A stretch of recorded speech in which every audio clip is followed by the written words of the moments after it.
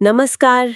आज हम artificial intelligence मतलब एआई पर बात करेंगे। हाँ, और ये हमारी रोजमर्रा की जिंदगी को कैसे बदल रहा है। बिल्कुल, हमें जो कुछ लेख और रिसर्च नोट्स मिले हैं वो इसी के इर्द गिर्द हैं। अक्सर लगता है एआई मतलब भविष्य की कोई चीज है ना, हाँ, साई-फाई फिल्मों जैसा। पर सच तो ये है कि ये यही है अभी हमारे फोन में, स्मार्ट डिवाइस में। हर जगह। तो स्रोतों में जो एक बड़ा सवाल है वो ये कि एआई आखिर है क्या?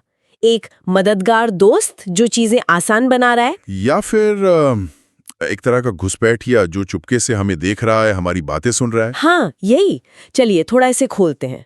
एआई कहाँ कहाँ है? मतलब हे सिरी या ओके गूगल तो हम सब जानते हैं। हाँ, वो तो है ही, लेकिन ये उससे कहीं ज्यादा है।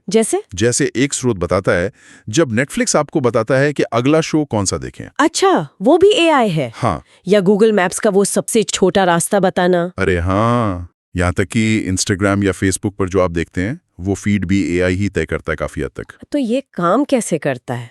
मतलब ये सब चीजें कैसे जानता है? देखिए, एआई असल में बहुत सारा डेटा लेता है, हमारी पसंद, हमारी आदतें। हमारा डेटा? हाँ, और फिर उस डेटा में वो क्या कहते हैं, पैटर्न ढूंढता है। मशीनें इसी से सीखती हैं। एक लेख में इसे अदृश्य आर्किटेक्ट कहा गया है। अदृश्य आर्किटेक्ट, दिलचस्प है। बिल्कुल, और यहीं पर जैसा आपने कहा वो दो पहलू वाली बात आती है। हाँ, वो मददगार और घुसपैठिया वाली। एग्जैक्टली। पहले मददगार वाले रूप को देखें। ये सिर्फ रिमाइंडर या कैलेंडर तक नहीं है। कुछ रिसर्च पेपर्स में हेल्थ केयर में इसके कमाल के उपयोग बताए गए हैं, जैसे एआई सिस्टम्स जो कुछ तरह के कैंसर का पता डॉक्टरों से भी जल्दी लगा सकते हैं। सच में? ये तो बहुत बड़ी बात है। हाँ, और शिक्षा में भी। सोचिए, हर बच्चे की सीखने की रफ्तार अलग होती है। एआई उसे समझकर उसके हिसाब से मदद कर सकता है। अच्छा, मतलब पर्सनलाइज्ड लर्निंग। बिल्कुल। तो ये उबाऊ या मुश्किल काम आसान करके हमारा समय बचाता है। हाँ, ये फायदे तो साफ है, लेकिन फिर वो दूसरी तरफ वाली बात। घुसपैठिया वाली। हाँ, कई स्रोतों में इसका जिक्र है और यहाँ मामला थोड़ा चिंताजनक हो जाता है। सही कहा। एआई को डेटा चाहिए, बहुत सारा डेटा, और ये डेटा हम ही दे रहे हैं, अक्सर बिना सोचे समझे। एक स्रोत यही सवाल उठाता है, क्या हमें पता भी है कि हमारे ऐप्स कितना कुछ जान रहे हैं हमारे बारे में? लोकेशन, हम किससे बात करते हैं। उफ। और बात सिर्फ डेटा लेने की नहीं है, चिंता इससे आगे की है। डेटा प्राइवेसी की, निगरानी की। निगरानी जैसे चेहरा पहचानने वाली तकनीक कहाँ इस्तेमाल हो रही है, कौन कर रहा है, लोकेशन ट्रैकिंग।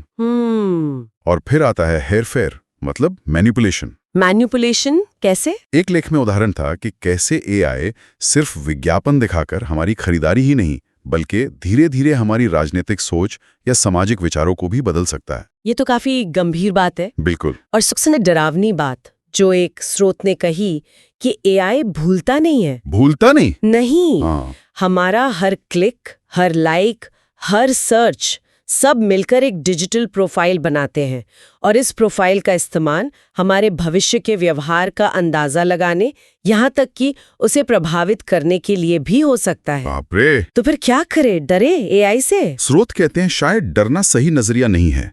एआई अपने आप में ना अच्छा है न बुरा। मतलब ये बस एक टूल है। हाँ, एक बहुत शक्तिशाली टूल। इसीलिए ज्यादातर स्रोत एआई लिटरेसी यानी एआई साक्षरता पर जोर देते हैं। एआई साक्षरता मतलब ये समझना कि ये काम कैसे करता है, इसकी सीमाएं क्या हैं, इसके नैतिक पहलू क्या हैं। अच्छा, और डिजिटल बाउंड्रीज की भी बात थी। हाँ, ये तय करना कि हम कितना डेटा शेयर करते हैं और किसके साथ, ये बहुत जरूरी है।